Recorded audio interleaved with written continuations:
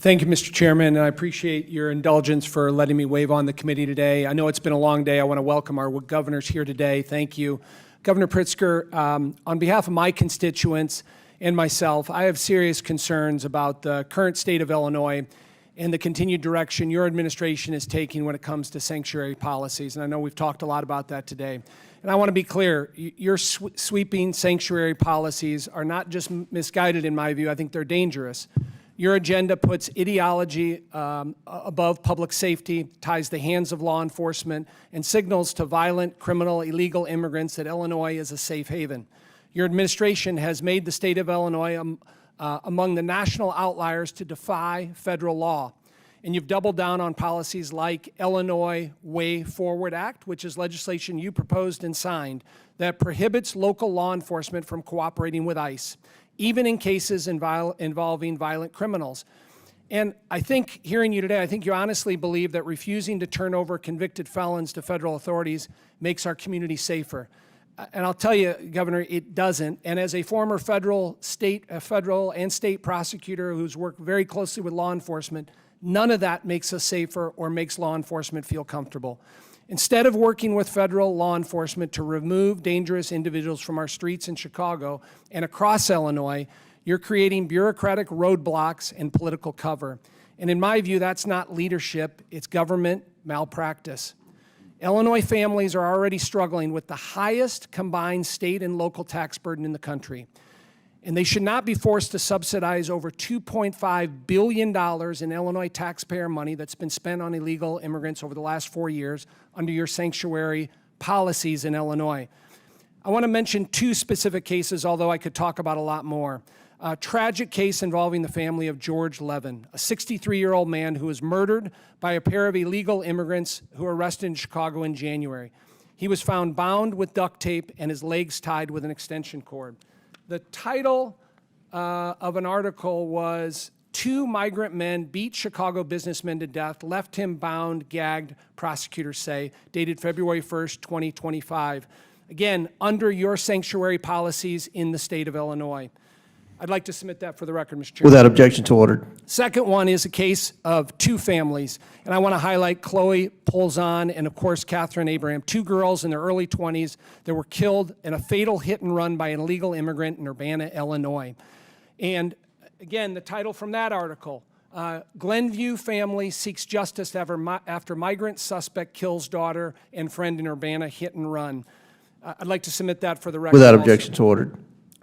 And so, Governor, I guess a question for you, as you hear these stories, and there's many others, does it cause you to rethink your sanctuary city policies or regret some of the policies you've taken as it relates to sanctuary cities?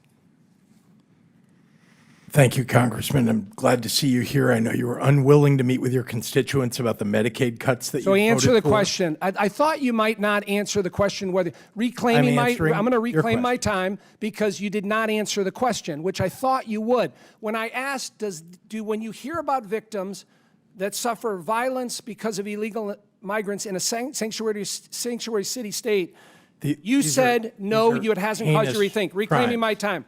Now, Governor Pritzker, you mentioned reclaiming my time.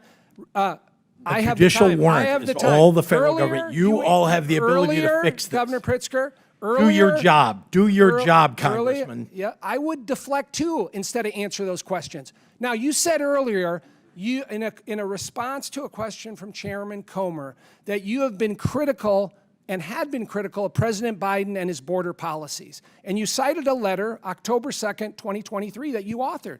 So I pulled the letter, and I was looking for this criticism of the Biden border policy. 3 pages, nothing in there. Now, I'm going to submit for the record so everybody can see it. October 2nd, 2023, letter from J.B. Pritzker to President Biden. Not one mention of being critical of the border. Without objection, to order. Thank you. Now, Public statements on national programs about this. It's not your time. Governor Pritzker, it was mentioned earlier, all these rosy statistics about Illinois, but I want to mention a couple that weren't mentioned. Illinois is the leader in outmigration of people leaving the state of Illinois. We've led, for the last 4 years, 5 years, people want to leave the state of Illinois. We lost a congressional seat, as you're well aware. We have the lowest population in the city of Chicago now than in 100 years. People continue to flee Illinois. We have the 5th highest unemployment rate in the country, the 2nd highest property tax rate in the country, the 5th highest illegal immigration population in the country, with over 500,000 illegal immigrants leaving in Illinois. None of that got mentioned before, but that's the reality. And to be honest with you, Governor Pritzker, I wish you didn't have to be here today as my governor. I really do. But unfortunately, because of your failed policies, you have spotlighted Illinois, and that truly is unfortunate, and I yield back. Gentleman yields back in Congressman, our last. half of that is completely false and needs to be corrected, and I will if given the moment to speak. Our chair Our rec- population is increasing. We have a higher population as a result of the gentleman, whoa, whoa, whoa. census that was done in 2020. It was your Republican yeah. governor. Governor, you'll and have you time to served in the answer that. legislature. You were part of those policies. We are turning the Governor. state around. Chair recognizes Mr. Jack. Well, thank you, Mr. Chairman. And as the last questioner today, Mr. Walls, I think you're not going to need any more Diet Mountain Dew after this. But do you, just one thing, just to kind of bring this entire hearing back into the perspective, just to help us understand and this committee understand the policies of your administration